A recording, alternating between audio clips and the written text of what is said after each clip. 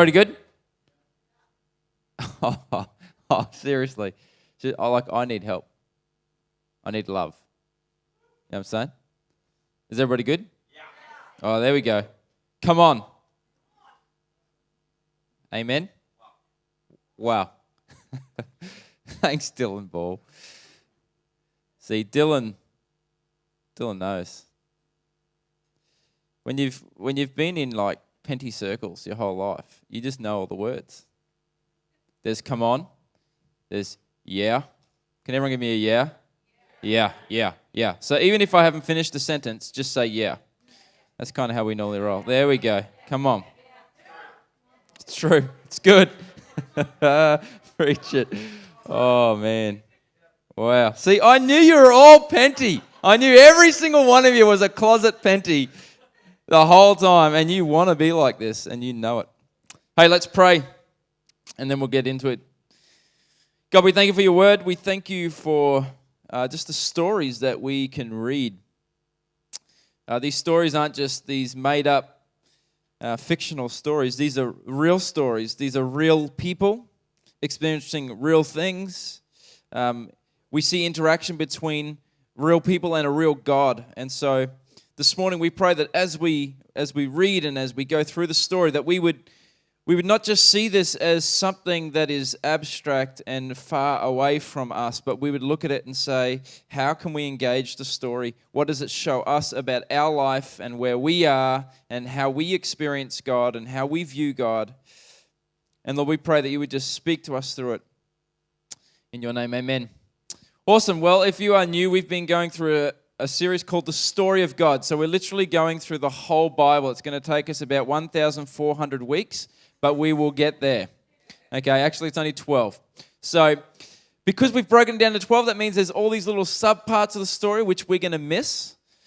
So I encourage you to just go through and read the book, because there's so many good elements that you just can't bring out every week, and it's really hard for me. Like literally today's sermon, part of it we're going to look at the story of Joseph. I literally have an 8-week thing already prepared to preach through the story of Joseph. We're doing it in 1 week and adding some other stories along. So that's really how much is in the story of Joseph. You could go for ages with Joseph. It's a really cool story. But I encourage you just to read through the book of Genesis. Read through it, fill in all the little stories, and you won't be disappointed. So this morning we're going to look at sort of where we've come from. So we've had, where did we finish last week? Let's get some interaction because I know you love it. Who did we finish off looking at last week? Abraham? Who else? Isaac.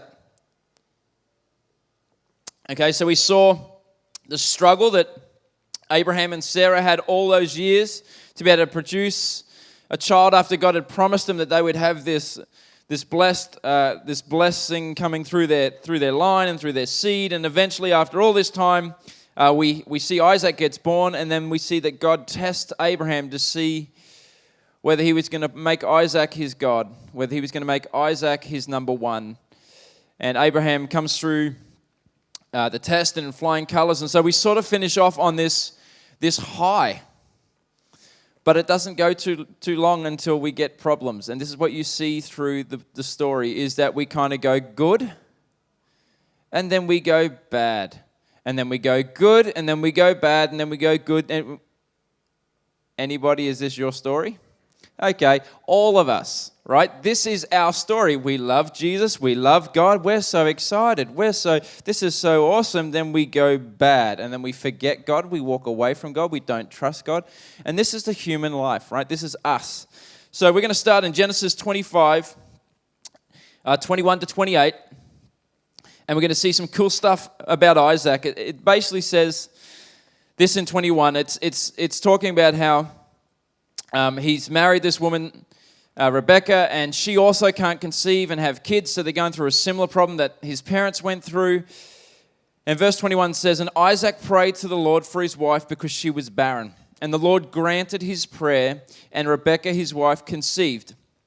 The children struggled together within her, and she said, 'If it is thus, why is this happening to me?' So she went to inquire of the Lord, and the Lord said to her, 'Two nations are in your womb, and two people from within you shall be divided. The one shall be stronger than the other. The older shall serve the younger. When her days to give birth were completed, behold, there were twins in her womb.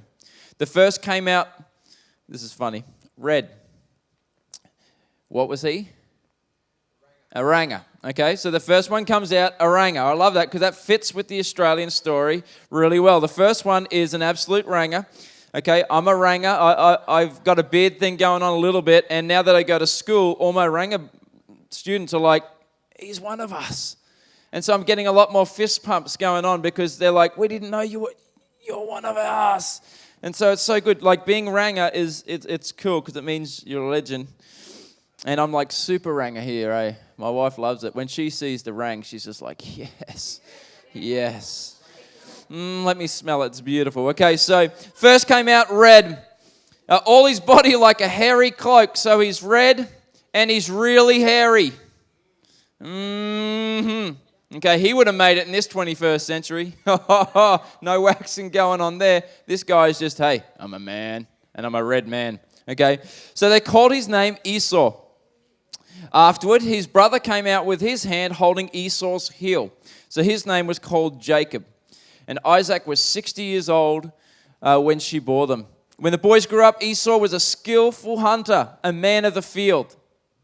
What does that make him? He's a tough ranger. He's a tough, hairy ranger, right? He's a man's man. He likes outdoors. He don't play no PlayStation. He don't sit down and just play computer games. He's a man's man. Get me outside. Let me kill someone. I have a knife. I want a gut. I want to kill. I want to get a pig. I want to eat. That's Esau. Okay, he's a man's man. I love it. It's awesome. He says, while Jacob was a quiet man, dwelling in tents. There is nothing wrong with that, but basically, he was a mama's boy. Isaac loved Esau because he ate of his game. I just love that line. It's pretty much like he likes what I'm into, right? I love it.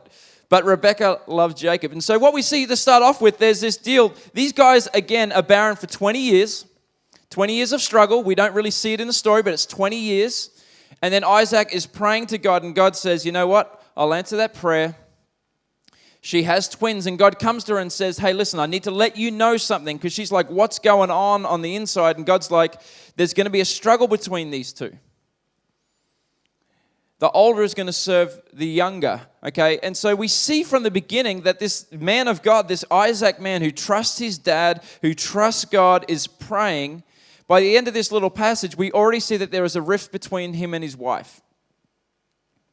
So over that 20-year period of struggle and pain and struggle and pain and struggle and pain, then getting a baby, God tells them something, and somehow they in their mind don't think, oh, this could be a problem. We need to probably stick together on this one.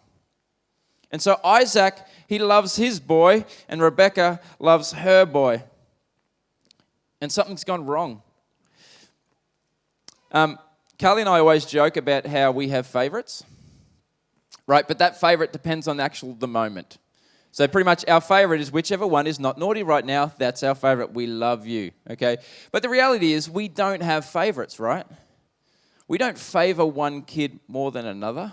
And when you first have kids, for those of you who don't yet have kids or you've just got one, when you come and you have your second, you're kind of like, well, how am I going to spread the love? But then you get another one, you realize it's not that the love spreads, it's that the love grows. There's actually, it doesn't get halved. You get 50% and you get 50%. There's actually just more in you just to keep loving. But these guys have picked favorites. They're picking teams. This is a dysfunctional family. That is not just between the kids like God said there would be, it's between the parents. And it continues in verse 29. It says, once Jacob was cooking stew, Esau came in from the field, and he was exhausted. And Esau said to Jacob, let me eat some of the red stew, for I am exhausted. Therefore his name was called Edom. Jacob said, sell me your birthright now. Now birthright in their day, the oldest son got 2/3 of the whole inheritance. The rest of the inheritance gets split between the rest of the kids. So he's like, listen, I want you 2/3. That's all the land, all the flock. Everything that dad's got goes to the older guy. And so he's like, sell it to me. Esau's like, I'm a man's man. I don't care about that. I can feed myself. I will kill things. I'm about to die. What use is my birthright to me? And Jacob said, swear to me now. And so he swore to him and sold his birthright to Jacob. Then Jacob gave Esau bread and lentil stew, and he ate and drank and rose and went his way. Thus Esau despised his birthright. And so it's funny how quickly things go from being Isaac, wow, Abraham, wow. What the heck's going on with this family? Something's wrong with this family. Seriously wrong. Do you see that in the story? This is not a functional family where everybody loves Jesus and everybody just loves going to church and everybody just loves going to life group and we're the Brady Bunch and things go well. And that is important for us to see because sometimes we think God can't use us because we're not the Brady Bunch. But throughout the story, we see that nobody is the Brady Bunch, that every family is fractured and broken, yet God in His grace chooses to use them. This is a messed up, broken family. And God said, I will use you, and through you, through your seed, I am going to bring about the promise to the world. It's crazy to me. So then we move on to Jacob and Esau. Where are we? Oh, man. All right. Next slide. No, go back. All right. We've done that bit. I've had a lot of sleep. Please pray for me. Okay. So these guys, it's important to see. This is so good. Both kids, I've just got here, both kids are rascals, right? Which kid is better, Jacob or Esau? Which kid is better? Esau. Why is Esau better? He's a man's man. Anyone going for the pretty boy, the guy who likes to stay home and cook?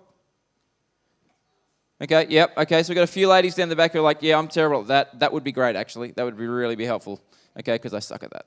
Okay, so we've got these two guys, both rascals. One does not accept the gift of God for his birthright. He despises it. He's not even appreciative of what God's done. Another is a deceiver. Another one is this guy who's scheming all the time.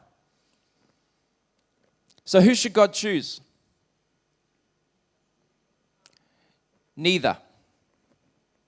That's the point. God should choose no one. In fact, Paul makes this case in Romans 9 when he's talking about the difference between Jacob and Esau, the fact that neither did any good works nor bad works to deserve what they got.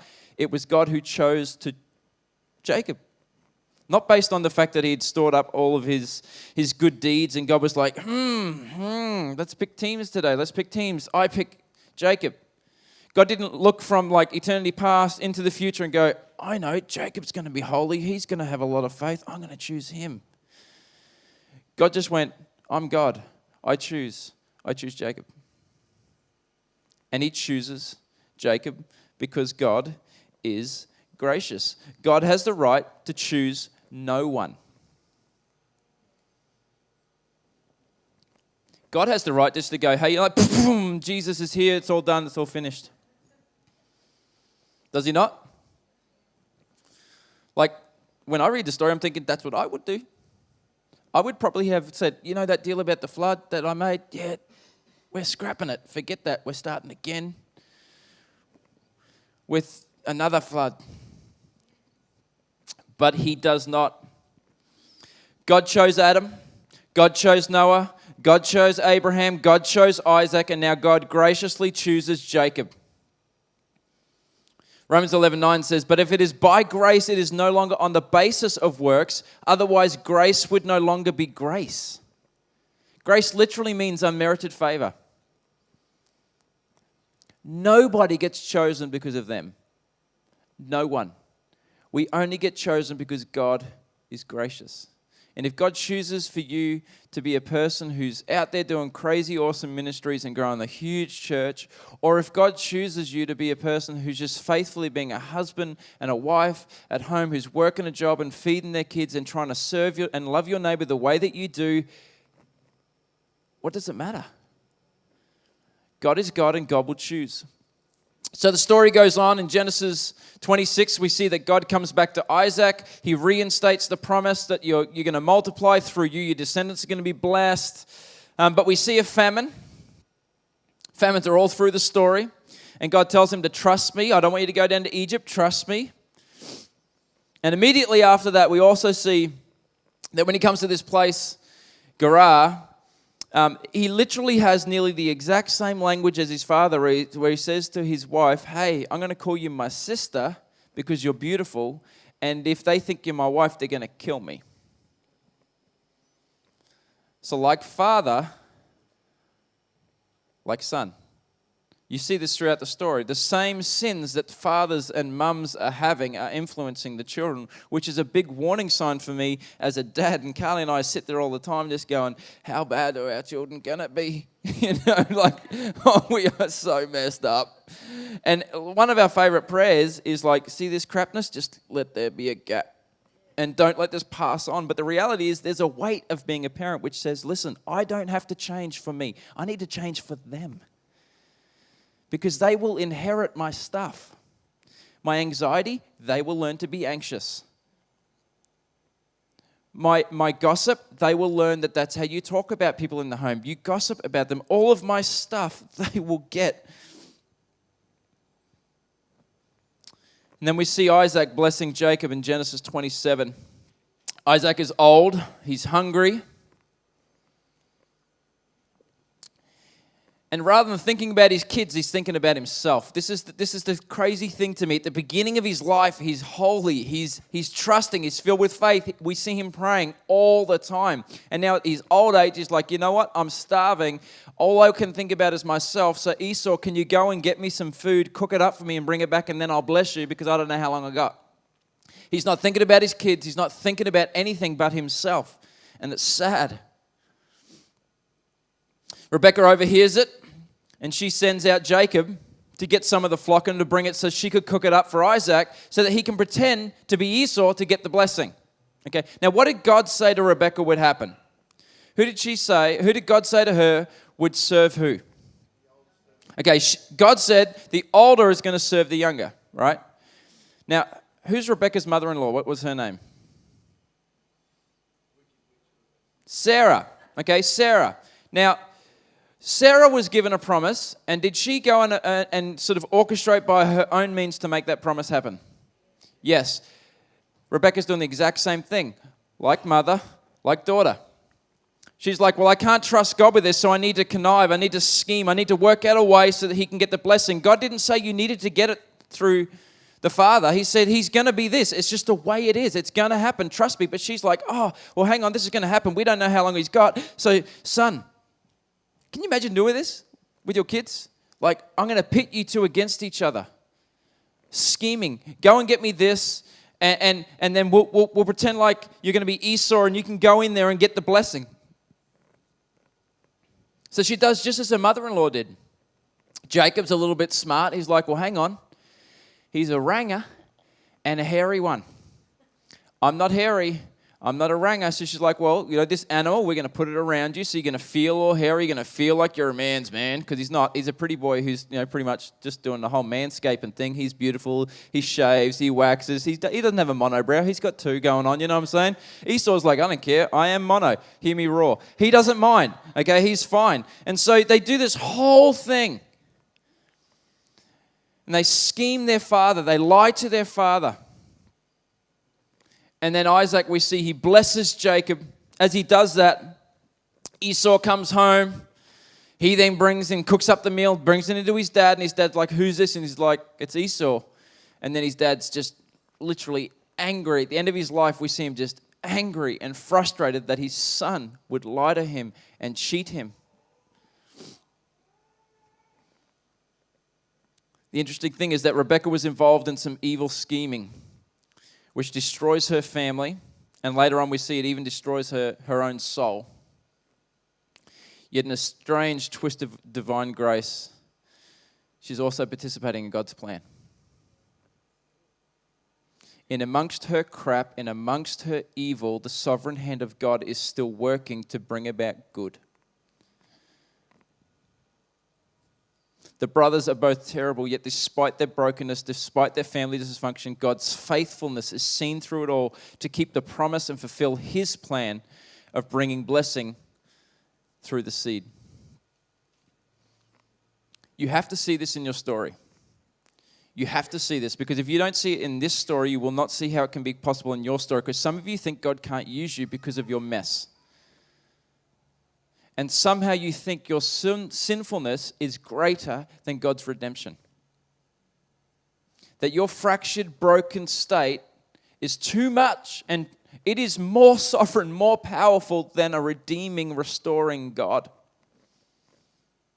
And I can tell you, being a pastor, I'm seeing this more and more and more in people, that people do not trust that God can do something with them. And God can do something with Isaac, God can do something with Jacob because they are holy. No, they are not. In fact, I would go as far to say that they could be worse than me. Because me and Carly, we haven't pitted the girls against each other yet. You know what I mean? Fletcher hasn't come in with this Superman suit going, hey, it's Maddie. You know, Maddie's got a pink Superman cape and Fletcher's got a red one. He doesn't come in with the red one, with the pink one trying to be Maddie. He hasn't done that yet. So as far as I'm saying, big tick on my father's score right there. We're doing really well, okay? These guys are not good. They're not good. Then we move to the story of Joseph and his brothers. So Jacob marries a girl named Rachel. What's interesting is that he gets schemed by his uncle Laban. So the deceiver, the tricker, the guy who's scheming to get what he wants actually gets tricked. Some reaping what you sow kind of going on. But what we see is that God reestablishes the promise and covenant and changes his name from Jacob, which meant heel catcher or deceiver, to Israel, which means God's fighter, God's the struggler with God. And so God actually comes to Jacob and gives him a new identity. His family's messed up, and God's like, I'm still going to use you. I said I'm going to do it. I'm going to do it. I chose you, not based on how good you would be and what you would do and how well your family would go. I chose you because I chose you. And I don't change my mind. So I'm going to reestablish this again. And you see, God just continues to do this with generation after generation. I've chosen you. This is what is going to happen. I love that. He goes on, they have 12 kids. But like his father, he favors one. Like father, like son. So here's a favorite. His name's Joseph. He's beautiful. He's cute. He is such a good boy. Such a good boy. He never said no when he was 2. He never said no. He just went, yes, my Lord. His whole life, yes, my Lord. Yes, my Lord. So he loves this boy. He favors him. Now, when you got 11 brothers and you're the favorite, I'm not going to pick on the Flett family, but we all know who the favorite is, right? Huh? Lenny, that's right. Good answer. Great answer. Okay, but I'm in a family of 5, and I know the feeling of when you feel like someone's the favorite, of how that makes you feel. Right? What happens when there's a favorite? How does that make everybody else feel? Resentful, jealous, angry, okay? So we see that he makes his son Joseph this coat, this long sort of robe of many colors, and they hate him. It literally says they despise him. They don't like him. But then even better, Joseph, he gets dreams about himself. Okay, the first dream is, hey guys, he has this dream and he comes up and says, hey brothers, you're gonna love this, because Daddy loves me, and I am totally unaware of how you feel about me yet, but Daddy loves me, and so everyone loves me because I've just been allowed to do whatever I want with my whole life because I'm a sport little brat, and so this is gonna go so well for me. I'm gonna let me tell you the dream. My brothers, you bowed to me and worshipped me. What do you think? What do you think of the dream? Did you like the dream? And the brothers are like, are we allowed to kill? Like cricket bats? What do we have? What weapons? And then he's not finished there. He comes back with a second dream, goes, even better than you bowing to me. The son The moon and the stars themselves bowed to me. Okay, if you ever have a dream where you're the best child, you don't tell anyone. You keep that a secret. Hands up if you agree. Okay, this guy is proud. He is arrogant. He is spoiled. He thinks he is special because that's how his dad's treated him his whole life. He has spoiled him. It's like Mitch. Mitch is an only child. He thinks he's the man. Like, seriously. Just got totally spoiled. Okay? The hardest thing he's ever been through is losing a couple of teeth. You for real? It's teeth, dude. The rest of us don't even have teeth. Like, yeah, you're allowed to do that, aren't you? So, this rivalry, this rift is just growing in this family. They can't stand him. In verse 18 in chapter 37 says this. They saw him from afar. Joseph has basically gone to find his brothers. Okay, because they don't hang out with him. All right? He never has any brothers to hang with, right? That's why he wears V-neck t-shirts and has, straightens his hair. Okay? It's because he's never been around his brothers. They saw him from afar. That's the inside joke. And before he came near to them, conspired against them to kill him. They said to one another, "Here comes the dreamer." Oh, he's got a nickname. He's got a nickname. My nickname is Lummy. And then Hayden, my oldest brother, decided it's Lum's Dumb. Okay, that was part of my nickname, and I won't tell you the rest of it because the rest can't go on video. But there were some other words in there. So they're like, "Oh, here's the dreamer. Hey, dreamy. How you going? How's the stars? How's the moons? They've been bowing down to you yet?" Yeah. Bow to this, headbutt, type of thing. Okay, come now, let us kill him and throw him into one of the pits. Then we will say that a fierce animal has devoured him, and we will see what will become of his dreams. Think you're so good? Let's see.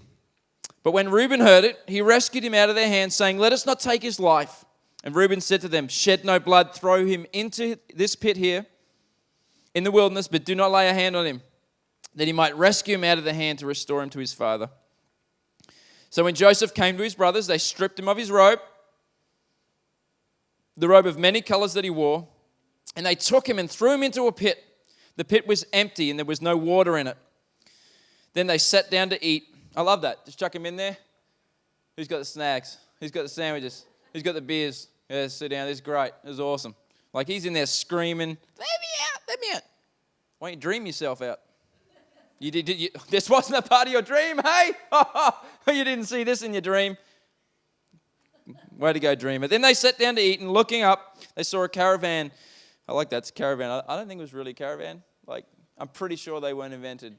But the English translated to caravan, so we'll go with caravan. It's like, I don't think we had cars. But anyway, I've had no sleep. Okay, of Ishmaelites coming from Gilead with their camels bearing gum. Because camels need gum, right? That's why when I read that, I was laughing at that last night. I was like, man, have you ever seen camels, how they chew gum? So they needed gum. So they got lots of gum for their camels. Anyway, I'm the only one who finds that funny, and that is fine. Bearing gum, balm, and myrrh on the way to carry it down to Egypt. Then Judah said to his brothers, "What profit is it if we kill our brother and conceal his blood? Come, let us sell him." So guys, let's think about it. We could probably get some money for him. Like, just killing him, we don't get anything for that. But if we sell him, we can make money. Good family, bad family? Okay, hands up. Now you have to be honest because we're in church, we're talking before God. Hands up who has a worse family. Oh, okay, or just saying. Okay, so he says to him, "Come, let's sell him, and let not our hand be upon him, for he is our brother, our own flesh." And his brothers listened to him. Then Midianite traders passed by, and they drew Joseph up and lifted him out of the pit and sold him to the Ishmaelites. For 20 shekels of silver, they took Joseph to Egypt. When Reuben returned to the pit and saw that Joseph was not in the pit, he tore his clothes and returned to his brothers and said, "The boy is gone, and where shall I go?" Then they took Joseph's robe and slaughtered a goat and dipped the robe in blood. And they sent the robe of many colors and brought it to their father and said, This we have found. Please identify whether it is your son's robe or not. He identified it and said, it is my son's robe. A fierce animal has devoured him. Joseph is without doubt torn to pieces. Then Jacob tore his garments and put sackcloth on his loins and mourned for his sons many days. All his sons and all his daughters rose up to comfort him, but he refused to be comforted and said, no, I shall go down to Sheol to my son mourning. Thus his father wept for him. Meanwhile, the Midianites had sold him into Egypt to Potiphar, an officer of Pharaoh, the captain of the guard. It's really interesting, again, that Jacob, who tricked his father by slaughtering an animal, is now been tricked by his sons through slaughtering of an animal.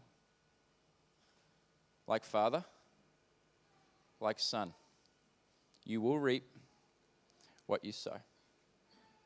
And we will see this all through the story. And families, we need to hear it. What a dysfunctional family. What an absolute mess of a family. Now, I'm ultra competitive, and I have an older brother. Okay, his name's Barney. All right. Now, Barney, for those of you who don't know him, he's Esau. That hurts, bro. That hurts. I'm a man. Look at this. I've been working so hard to get something here. Anyway, no, that was not my point. He's older than me, which means he's stronger and has always been bigger than me. But in saying that, I was way more coordinated. Okay, so we used to be competitive all the time. And here's the deal. When the person who lost, their ego got completely shattered, they had to do something about that feeling of being beaten. And so we went to like weapons of mass destruction. Okay, so like I'm just thinking off the top of my head, there's not even in my notes, this is going off the cuff. Cricket bat to the face, javelin to the back of the head, dart to the foot, knives, anything you could find you used to hurt the brother who would beat you all the time and was stronger than you. But out of everything, my favorite was the TV remote control, in which literally, like, I did the whole jump up, smash over the head into a million pieces. It was awesome. And I remember when my dad came home, my dad's like, why didn't you just throw the TV at him? Why didn't you throw this at him? Why didn't you pick up the whole house and throw it at him? My dad just went psycho. It was great. It was good. It was a really good day. All that to say is just sometimes you got to let it out, you know what I mean? You got to don't hold it in. It's bad to hold it in. Let it out. We actually did that because we loved each other. Right? It's because we actually loved each other and were close. I never wanted to kill my brother. In fact, if you came to school and you hurt him or you hurt me, you were in double trouble. So I literally have not been in many fights in my life, not because people were scared of me, but because they were scared of the one who's producing a big shadow in front. You know what I mean? So, and then I've got an older sister, and then I've got another older brother. So you touch me, you're dead. So it was great. So I was Joseph telling everyone about my dreams. Feeling very confident. Yeah, you're going to die. Why? I just predict that my mouth is going to set you off. You're going to try and hit me, and the crew will come and kill you. Oh, I can't wait. This is a dysfunctional family. These guys hate their brother. And not just in that one moment emotional bit, oh, I want to kill him. Literally have planned to kill him. Have planned on how they're going to talk to their father about it. Have planned to kill an animal. They've gone through extreme thought and conversation and then have decided that doesn't actually produce any money, so let's sell him.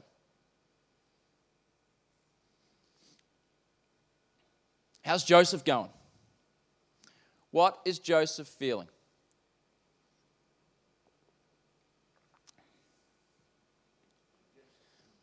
Rejection. Like not of, oh, nobody's liking my Facebook post. 2 likes. Doesn't anybody like my photo? You know, like not that type of rejection, right? I'm talking dad walking out on you and leaving you and not giving a rip about you, rejection.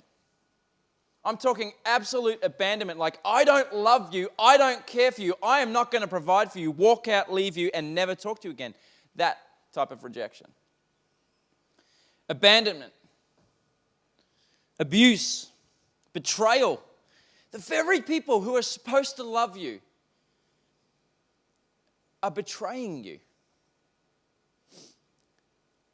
Joseph is not walking away from here going, I'm just holding on to the dream. I'm just holding on to the dream. He's walking away from here going, I have no idea where I'm about to go. I'm in the hands of these people who are on their way to Egypt. And I don't know what's in Egypt. I don't know who's in Egypt. I don't know how they treat slaves in Egypt. He is afraid, he is scared, he is hurt, and he has the people who are supposed to look after him and protect him are not there because they have left him to die and they do not care for him. We need to feel that in the story because we can just skip over because we see God starting to do some cool stuff. But you've got to realize he's a young guy. He has no idea where he's going. He's been left in the middle of nowhere.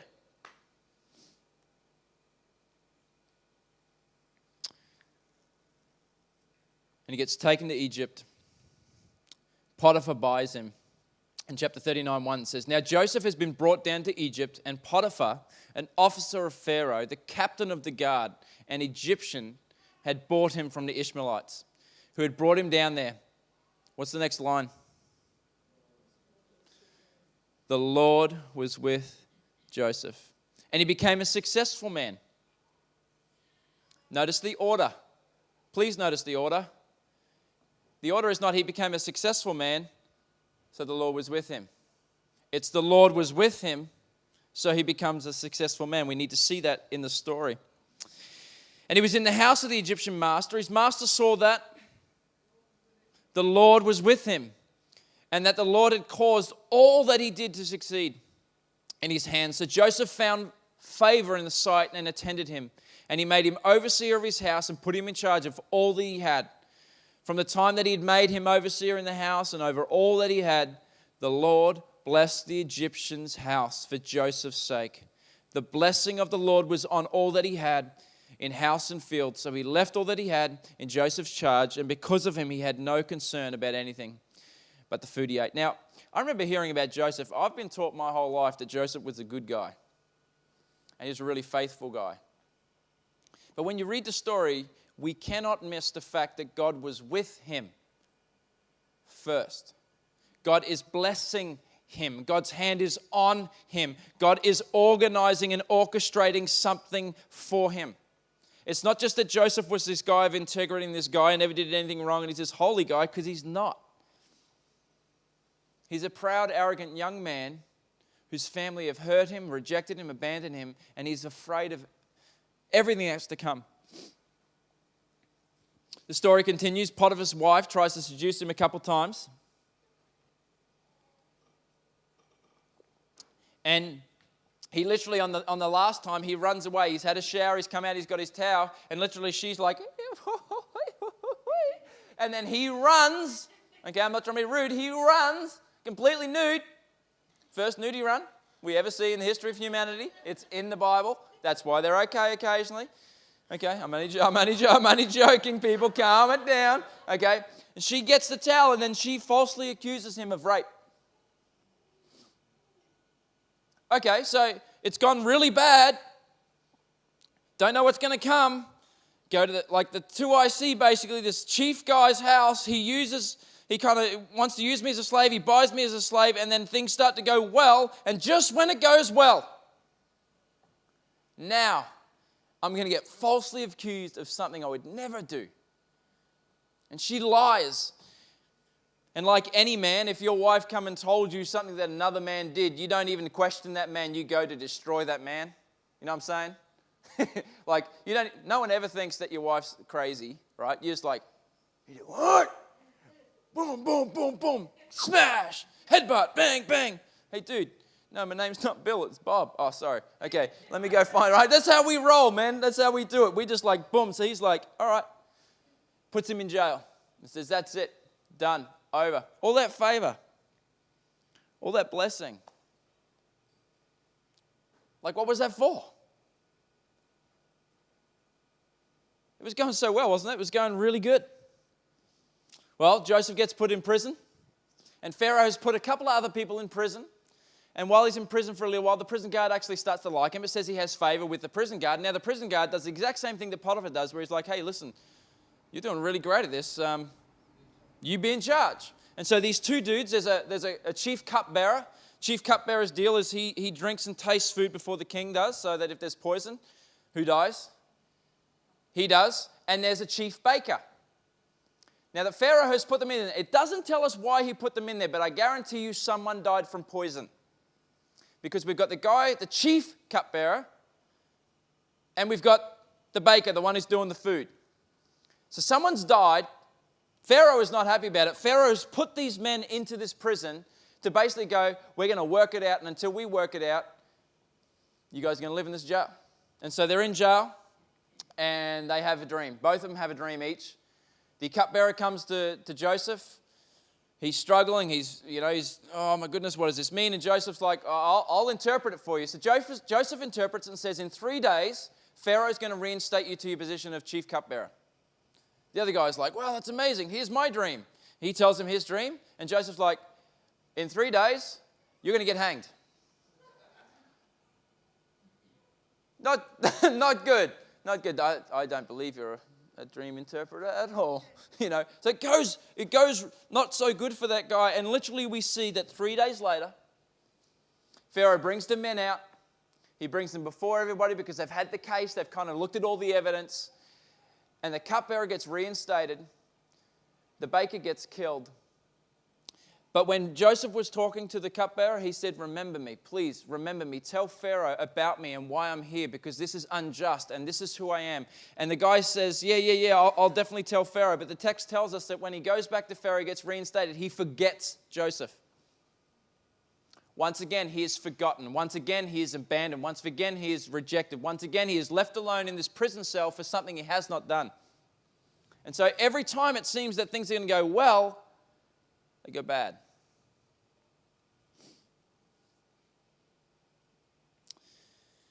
And then one day, Pharaoh has this dream. It's 2 years later. He brings all these magicians, all these wise men in, tells them his dream and says, interpret it for me. And no one can interpret it. And the cupbearer is like, I remember a dude who was in prison. And so he comes to Pharaoh. He says, hey, listen, I know one guy who might be able to interpret your dream, and here's how it is. Everything he said when we told our 2 dreams came to pass exactly how it says it. So Pharaoh's like, well, bring him in. So they get him. He gets washed up. He shaves because he's a pretty boy. He comes in. He sees Pharaoh. Pharaoh then tells him his dream.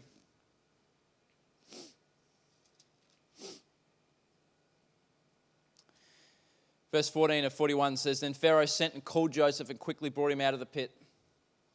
And when he had shaved himself and changed his clothes, he came before Pharaoh. And Pharaoh said to Joseph, I have had a dream, and there is no one who can interpret it. I've heard it said that when you hear a dream, you can interpret. And Joseph answered Pharaoh, what does it say?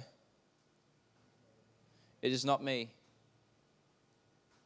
God will give Pharaoh a favorable answer. So Pharaoh tells him the dream. He interprets it basically saying, here's what it is. The dream is about basically there's going to be 7 years where we are just going to have huge crops. Things are going to go well. It's prosperous. There's lots going to go on. But after the 7 years, we can have 7 years of famine. And so what we need to do, and he starts talking about it, is what we need to do in those 7 years, we need to store up our food, store up the grain, store up the rice, store up the food so that when we hit the famine, we can survive as a nation.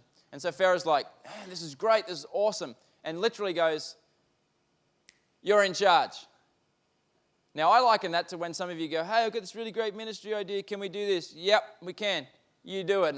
And people are like, oh, I wanted someone else to do it, like a professional. Someone knows what they're doing. I have no idea. I don't know. This is what he does. He goes, great idea. In charge. You're running it. And so years go by. We're going to read from chapter 45, 1 to 8. You staying with me? Thanks, dude. All right, it says, oh, wow.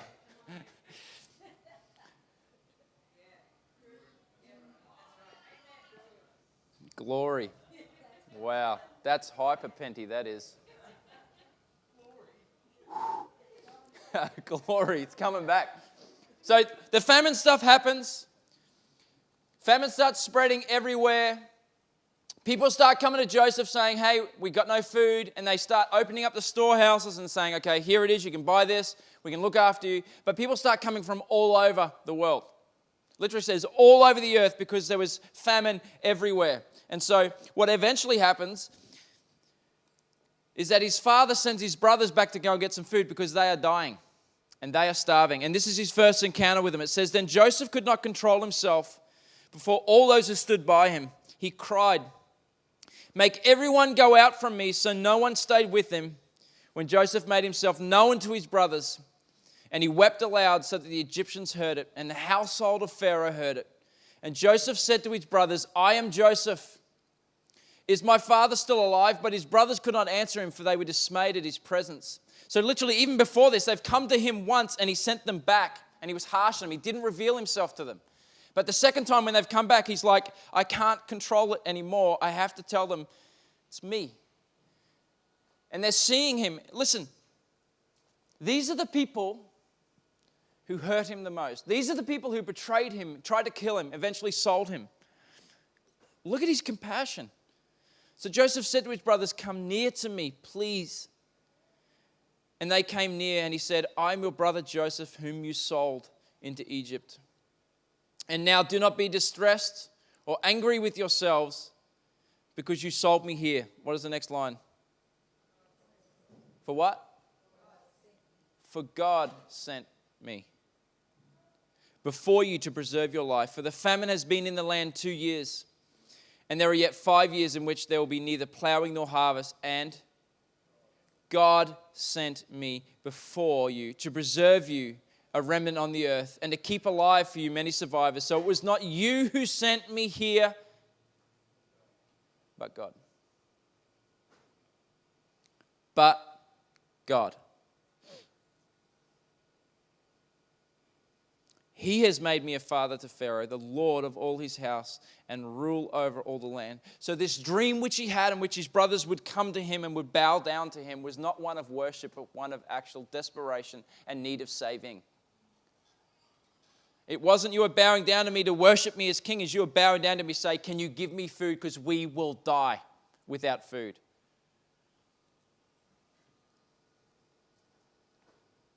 And Joseph is like, listen,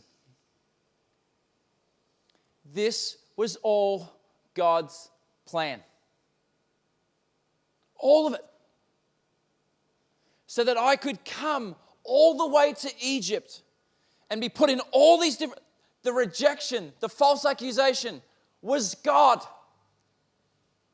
So that I could get put in prison, have in dreams and interpret them, so that that message, which over 2 years, took a little bit longer than I wanted, would then go to Pharaoh, and God would give him a dream and no one else would be able to interpret it, so that all this, including your rejection, including your plan to kill me, had God's sovereign hand on it so that you could be saved.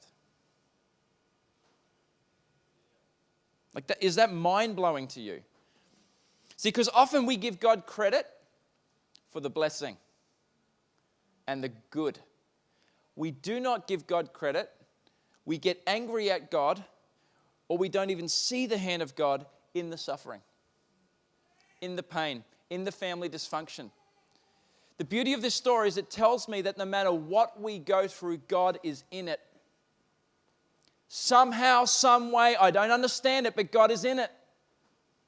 And I can tell you, everything, the worst things that have ever happened to me in my life have turned out to be the best. I don't know how God does that, but I know that He does.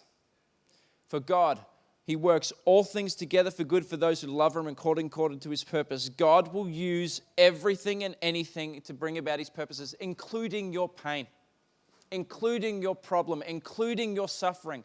This life is not promised to be without suffering. Jesus promised us suffering, but he promises us hope in the suffering, that despite your past, despite your dysfunction, God can sovereignly move and use it some way, somehow, to bring about God's stuff. It's the story. Your dysfunction, my dysfunction, is not apart from God's hand. And all of this dysfunction, all of this sin, like, it's crazy to me. God always has a plan, always has a purpose, bigger than we think, bigger than we can see.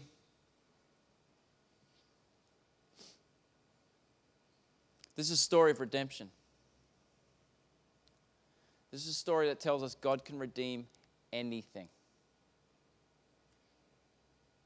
Anything. Your affair, he can redeem. How? I don't know, but I've seen it over and over and over and over and over again. God can redeem your alcoholism. God can redeem your porn addiction. God can redeem every single thing that you experience. He can redeem it somehow, some way. He will.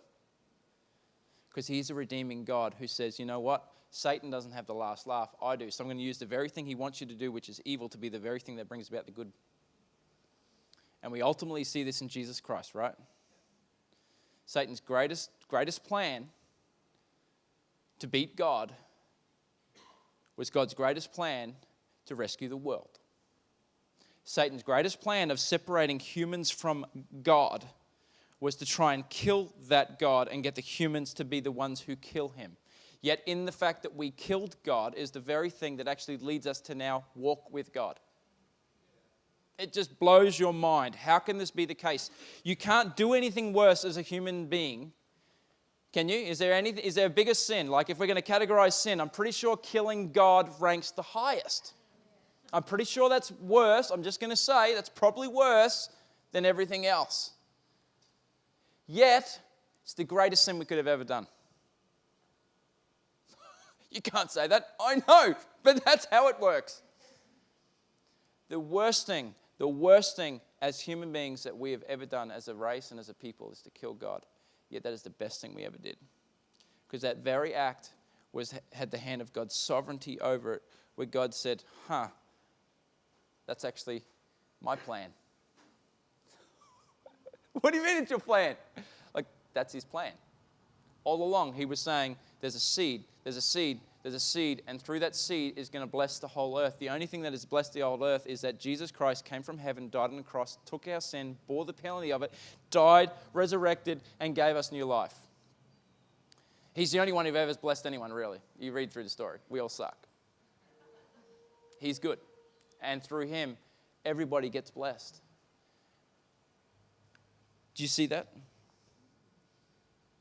See, Jesus is the true and better Joseph, as the band come up. Jesus was abandoned by who? His best friends, right? His closest people. Literally, when you read the Gospels, his family thought he was a mental case. His family think he's a nutter, and often they come to places where he is and he's doing things, and they actually are there with the intention to pull him away so he doesn't look like such a nutter. His family think he's a lunatic, not Lord. They abandon him. His best friends abandon him.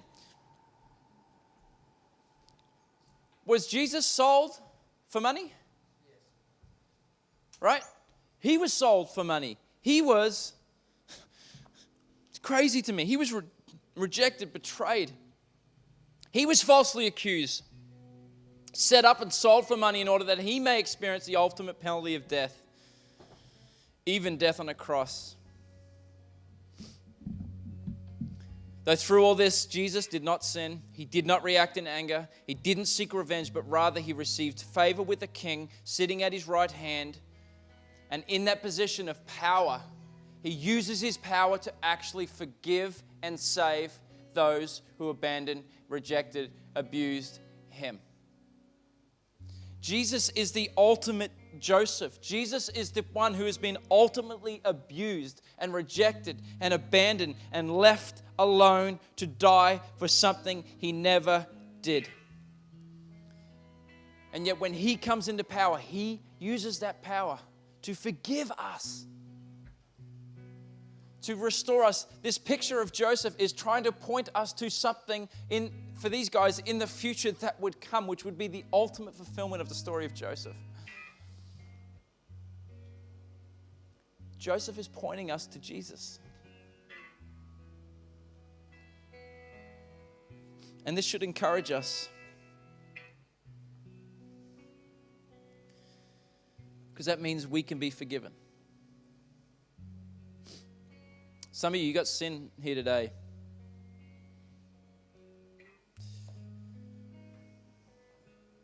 You got sin. You know what God wants you to do? Be forgiven of it. Jesus said, I have not come into the world to condemn the world, but to bring life.